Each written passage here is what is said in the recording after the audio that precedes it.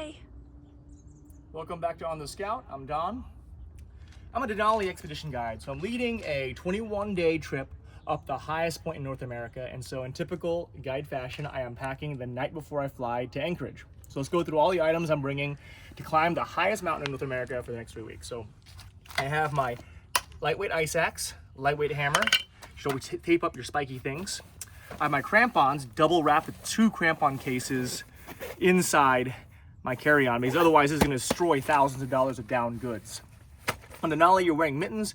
You have to have an elastic, lockable bungee leash for your primary axe. Moving over the list, I have an ultralight Alpine G-string type harness, safety harness here. I have my usual complement of 7 locking carabiners. All of them, a few of them are designed to be frost resistant. I have my ascenders, rescue gear. I have my non-locking carabiners, 6 of them, my rescue pulleys, and 6 pieces of soft goods of anchor building material. I have a bag for ice screws, a good cane trekking pole. I like this because it's easy to hold the handle when you're wearing mittens and it's cold. Over here, I have 8,000 meter boots. They have a nice aftermarket Intuition lining. Over here, I have camp down booties from Amazon. These are called tent cocks. They're really cheap, they're really great, better than Feathered Friends. I have camp insoles, so you always have to have insoles to swap your sweaty walking insoles to nice, warm, dry insoles at camp. I have backup boot liners. These are thinner. These are by Arc'teryx. These are thinner boot liners in case my feet do expand so much or get swollen or edema. I can swap my thicker liners out and go to thin liners and still have good fit and not tear my feet up. These are my walking liners. They fit both types of booties I have in each the boots. These are smart wool felt insulated supportive insoles. Let's move to my clothing system over here. I have a medium weight kind of Mount Baker 10,000 feet kind of over jacket. I have my 8,000 meter Himalayan 2 or 3 inch thick jacket. Moving over here, I have a North Face Future Light. It isn't very waterproof. It's probably a soft shell, so I'm treating it as like a soft shell. I have a North Face Gore-Tex. I treat this as the hard shell. I have 2 jackets in the same class. They can work as each other. This one has a really cool fur ruff. So I really like wearing this Gore-Tex in extreme wind on summit day. And it has where'd the Wolverine go? There's the Wolverine fur ruff to keep the wind out of my face on summit day for extreme winds. I've had 40-mile-an-hour winds up there, and I can close it up and keep my nose from getting frostbite. I've had frostbite on Denali before, so this is one really fun but also organic way to keep the wind off. I don't have to microplastic max.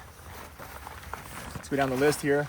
I have 2 mid layers, lighter weight mid layers, a fleece one and a insulated one. I think I'm gonna probably leave behind this one. You don't need 2 insulated jackets, non-parka jackets. I'm probably gonna leave this one. I always like to fly with 1 extra in case someone needs one, or I can, have a backup.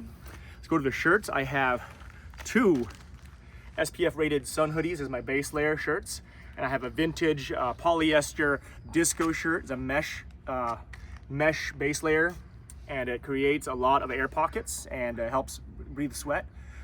Looks kind of kinky, but it works. No one has to see it. Moving on over to pants, I have cotton trekking pants for Denali. Sometimes on Denali the lower glacier gets crazy hot, so I have these light color, lightweight cotton pants to wear trekking, because sometimes it's a humid safari on the lower glacier, the Lower Kahiltna. Over here I have lightweight white solar soft shell pants. They're more wind resistant, they're a bit tougher than the cotton pants. I wear them when it's a bit harder, more alpine conditions. I have the North Face Future Light pants. They're decently waterproof and they're full side zip. I have the Feathered Friends full side zip. These are recommended by Feathered Friends for Denali. I've worn them up several expeditions. Very lightweight, very warm. A little bit too warm for most Denalis, but it's okay. I have my wool mesh Fial Raven Merino long underwear for cold weather. I have really thin hunting Hex long johns for the lower mountain. Cotton underwear, it's a luxury to have cotton on this mountain. Let's go over here down to the gloves. So my liner gloves are these gardening gloves with rubber palms, very thin, breathable. You can get soaked. I have another pair of liner gloves. These are mesh-backed leather palm petzels. Then I have, moving up medium level, I have my Kinko's leather. You can treat them with beeswax. They're really tough, really warm. I have more gloves than I'm really gonna bring. These are the highest level Expedition Ultimates. And these are my kind of summit gauntlets, kind of in between the medium Kinko's and the Ultimates. Over here, this isn't on most gear lists, but if you know, you know. These are really thick, rubberized, insulated fleece fishing gloves. Denali can be very wet below 14,000 feet, and so I like to always have a waterproof glove that I can wear while walking and not get soaked. Over here, socks. I have a bunch of pairs of socks.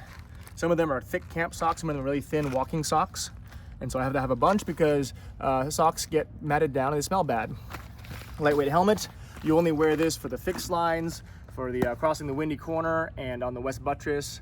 And those are the places with overhead hazards. So I have to have a lightweight helmet to carry along the whole journey just for a few days. Heading over here, I have a SPF sun buff. I have 2 neckerchiefs.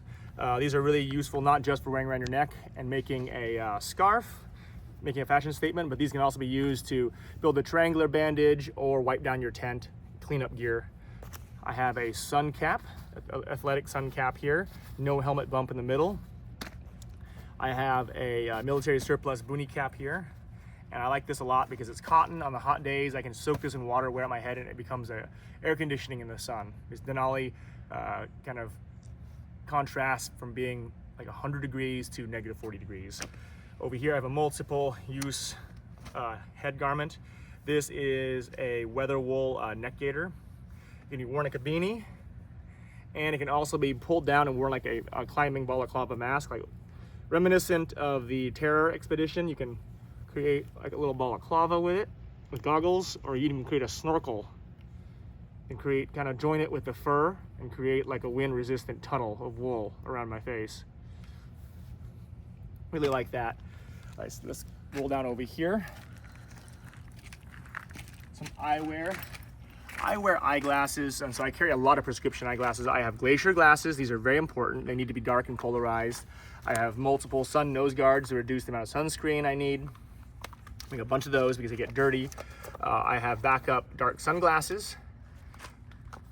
I have my extra just eyeglasses for dark time. Also, I have a ski mask with a built-in windshield. So this is a Smith mask, and I have a magnetically attached 40 below face shield. Here, let's attach it. Show you the face shield. It's really cool. So you go bloop. So you go boop. And the magnet fell off, and you glue that back on. It's good I checked that.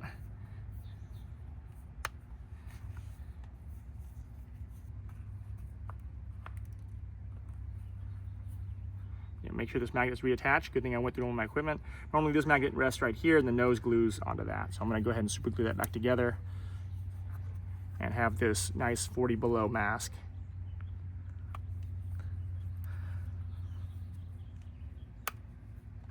So normally it's attached like that. So there's less fogging, more breathing space for this type of mask. Go ahead and work on this when I get back. Move on here, I have other optics. I have a small 8X monocular. I can spy on what's going on up the mountain. Hand warmers, and you have to have a lot of lens wipes to keep your optics clean here. Over the backpack, I have a 100-liter backpack. And a little side pocket, 100-liter expedition backpack. This is my Stone Glacier. It's very lightweight, very strong. Just back over here, that goes over there. I carry a lot of these clear, compact, or thick plastic trash bags. They're not just trash bags, they're very thick. You can also use the luggage bags from the airline to bring on Denali. I use it to cache things. I also use it to keep my items in my backpack and my duffel protected. Moving on over, I have a negative 40 degree sleeping bag. Some companies say negative 20 is fine. I really like negative 40 because I sleep better.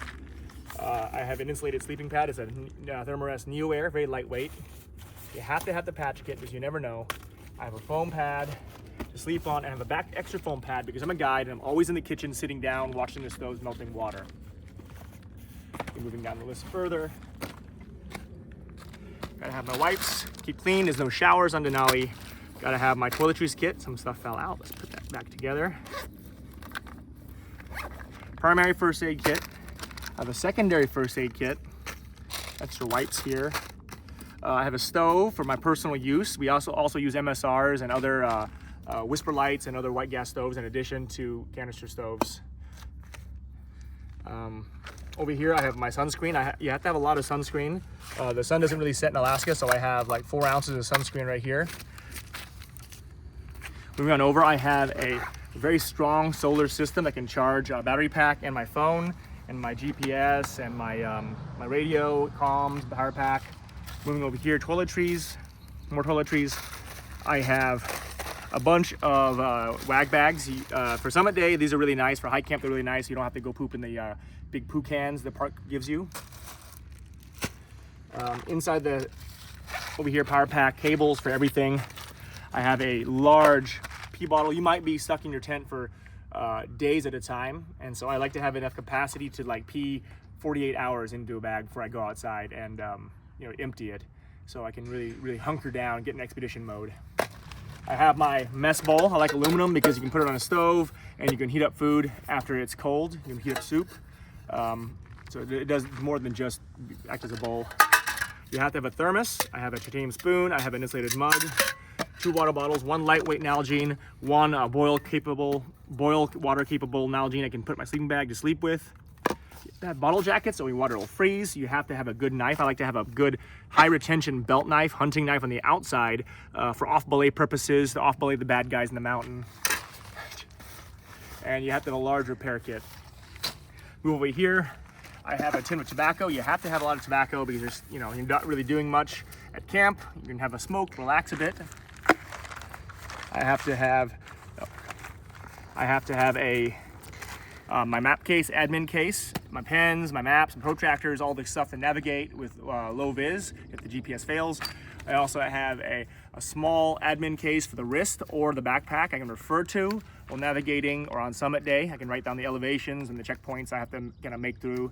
Gonna have a white gas lighter. This one's out of white gas, but a Zippo can use white gas to be refilled. A Bic cannot be refilled in the field. You gotta have altitude meds, Dex, you gotta have the Diamox, you gotta have all the good stuff, antibiotics, antidiarrheals, everything brought up with you because you don't have any resupply. Further down here, some other emergency gear. I have my radio, I have my long range, crazy long antenna to contact from high camp all the way back down to base camp. And so I also have the communication between the rope teams, have the inReach, in addition to the cell phone as the satellite comms. You never go anywhere without a poncho. I have a poncho with strings already rigged so I can make it into a improvised shelter or a bivy sack. So I always go everywhere, even without a, I never go anywhere without a poncho. It's important to have a poncho, even on Denali.